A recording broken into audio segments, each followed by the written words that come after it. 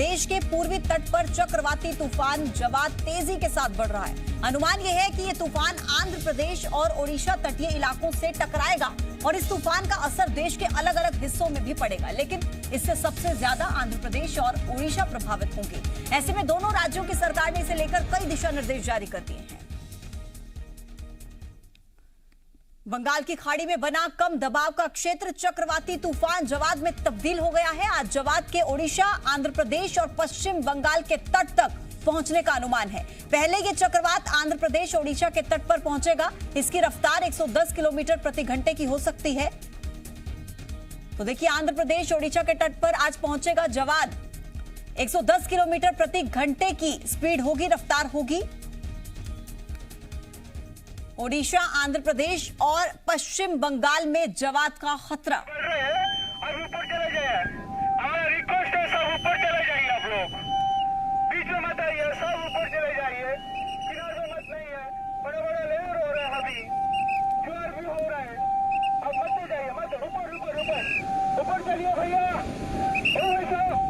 चलिए ऊपर जाइए, ऊपर जाइए। पानी बढ़ रहा है। तो देश के पूर्वी तट पर चक्रवाती तूफान जवाद तेजी के साथ आगे बढ़ रहा है। अनुमान यह है कि यह तूफान आंध्र प्रदेश और ओडिशा तटीय इलाकों से टकराएगा।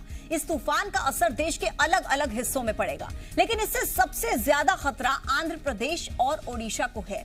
ऐसे में दोनों ही राज्यों की सरकार ने इसको लेकर कई तरह के दिशा निर्देश जारी कर दिए हैं।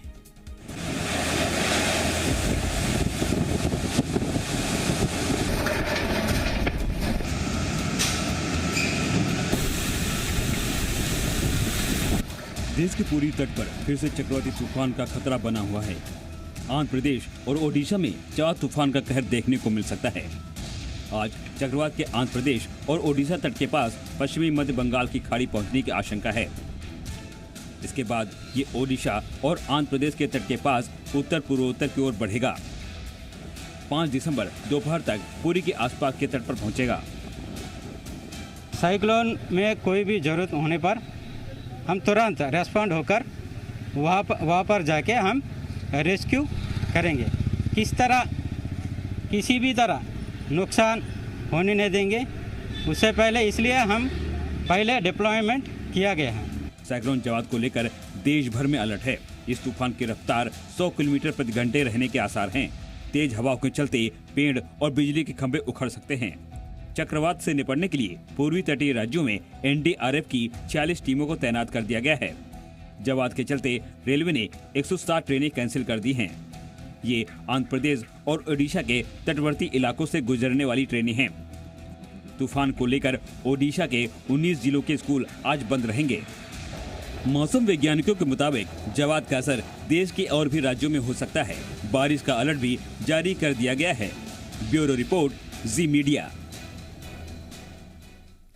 तो चक्रवाती तूफान जवाद का असर एमपी, छत्तीसगढ़ समेत देश के बड़े हिस्से में पड़ रहा है। दोनों ही प्रदेश में बारिश की आशंका जताई गई है। यहां पर कल से ही हवा में नमी है, जबकि कई जगहों पर बादल छाए हैं। विशेषज्ञों ने रविवार तक ऐसी ही स्थिति रहने की आशंका जताई है। उधर तूफान का असर मध्य प्रदेश से गुजरने वाली ट्रेनों पर भी पड़ा है। भोपाल से गुजरने वाली 2 ट्रेन निरस्त कर दी गई हैं। ट्रेन नंबर 20807 विशाखापट्टनम अमृतसर और ट्रेन नंबर 22910 पूरी वलसाड एक्सप्रेस रद्द कर दी गई है।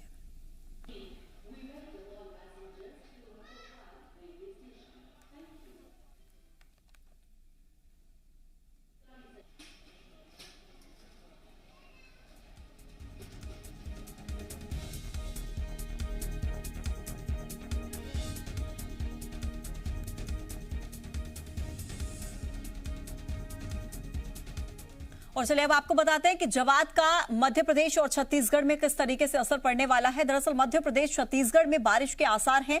रविवार तक ऐसा ही मौसम बना रहेगा। कोई बदलाव के आसार नहीं है और तापमान भी गिर सकता है।